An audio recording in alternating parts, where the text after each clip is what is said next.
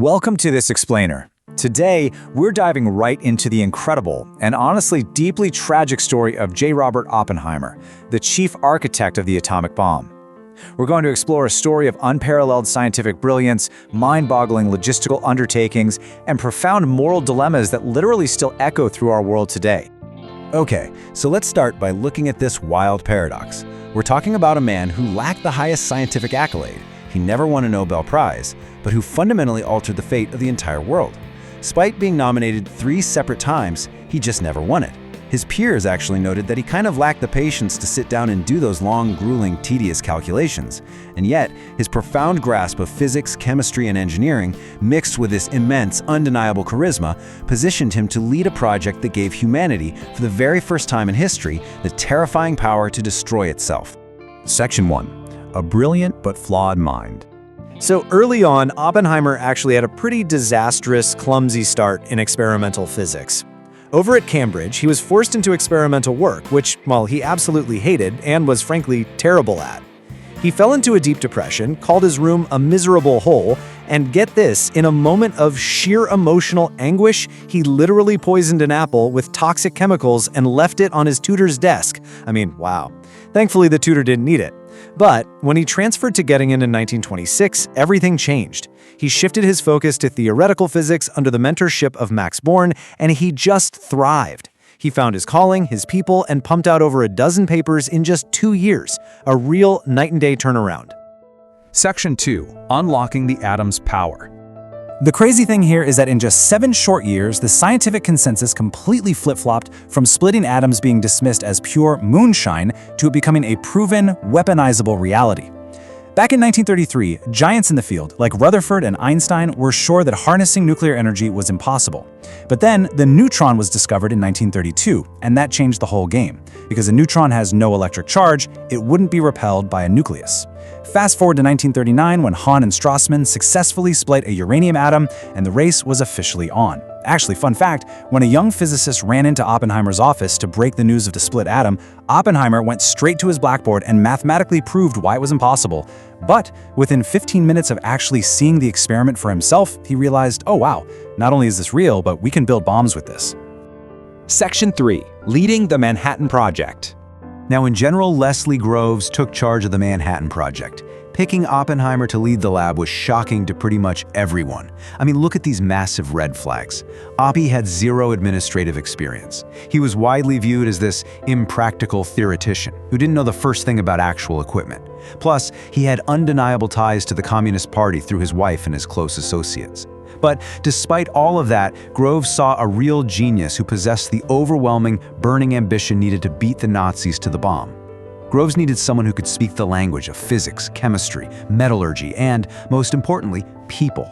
So he trusted his gut, recognized Oppenheimer's unique charisma, and put him in charge of Los Alamos. And to give you a sense of the sheer scale we're talking about here, Oppenheimer initially guessed he'd need maybe 6 scientists out in the New Mexico desert to get the job done? Yeah, he was off by a couple of orders of magnitude. The Manhattan Project ultimately exploded to involve over 600,000 people. Think about that. That's the population of a major city, entirely dedicated to this one secret goal. It required vast, sprawling, city-sized facilities just to mine, refine, and enrich the uranium, bringing together hundreds of the world's brightest minds, all working in absolute lockdown secrecy. Section 4. Engineering the ultimate weapon. Okay, so let's break down the physics, but keep it simple. To understand how the atomic bomb works, you really just need to understand one concept: multiplication factor K. If this factor is greater than 1, the reaction grows completely out of control. Here's how it works. When a uranium atom splits, it releases a massive burst of energy and shoots out more neutrons. If those new neutrons hit, on average, less than one other atom, the reaction just dies out. If they hit exactly 1, congratulations, you've got a perfectly stable nuclear power plant. But, and this is the scary part, much like the viral spread of a pandemic, if each split causes more than one subsequent split, that energy compounds exponentially in a fraction of a millisecond. And that gives you a devastating nuclear explosion. So facing this immense challenge, the team actually had to develop 2 totally different methods to achieve that critical mass. The first, the gun-type bomb, was conceptually pretty simple. Just fire one piece of uranium-235 into another piece like a bullet. The problem, enriching uranium was agonizingly, painstakingly slow. Now, plutonium-239 was much easier to make, and it required a way smaller critical mass, just 10 kilograms compared to uranium's 52. But there was a catch. Plutonium reacted way too fast for a gun-type device. It would just fizzle out before a full explosion could happen. So they had to engineer a brilliant alternative. They decided to surround a small solid sphere of plutonium with conventional explosives and detonate them all at the exact same microsecond to compress the core inward. This implosion squeezed the atoms closer together, rapidly increasing the density and instantly triggering that runaway chain reaction. Section 5. Trinity, Destroyer of Worlds. Now imagine being one of these brilliant scientists, standing out in the desert, and genuinely having a fear that pushing this button might end the world. Leading up to the Trinity test, some serious physicists were terrified that the intense heat of the blast might actually fuse atmospheric hydrogen and wipe out all life on Earth. Years prior, Oppenheimer had run the terrifying math with his colleagues, looking at the possibility that these extreme, sun-like temperatures could trigger a runaway fusion reaction in the nitrogen or hydrogen of the Earth's atmosphere, basically turning the entire planet into one giant fusion bomb. Now, most of them eventually realized the math made this scenario incredibly unlikely, but the fact that it was even a point of serious debate, that really highlights the absolute terrifying, uncharted territory they were stepping into. When the bomb successfully detonated with the explosive force of nearly 25,000 tons of TNT, this chilling verse perfectly captured the grim reality of what they had just unleashed. The implosion design? It worked perfectly. The early morning New Mexico desert was instantly illuminated brighter than the midday sun.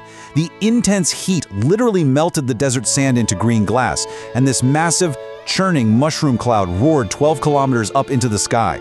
Oppenheimer, who had a deep, lifelong interest in Sanskrit and Hindu scriptures, stood there and recalled this haunting line from the Bhagavad Gita as he witnessed his creation. They had done the impossible, but they all knew in that exact moment the world would never, ever be the same. Because within weeks, those theoretical physics equations from Göttingen materialized into horrific, real-world devastation. A gun-type uranium bomb was dropped on the city of Hiroshima, and just 3 days later, a plutonium implosion bomb was dropped on Nagasaki. Hundreds of thousands of people perished in a flash, and in the agonizing weeks that followed. The vast, overwhelming majority of those casualties were women, children, and civilian non-combatants. This devastating impact effectively ended the greatest and deadliest conflict in human history, yes, but it did so at an absolutely unprecedented, horrifying human cost. Section 6.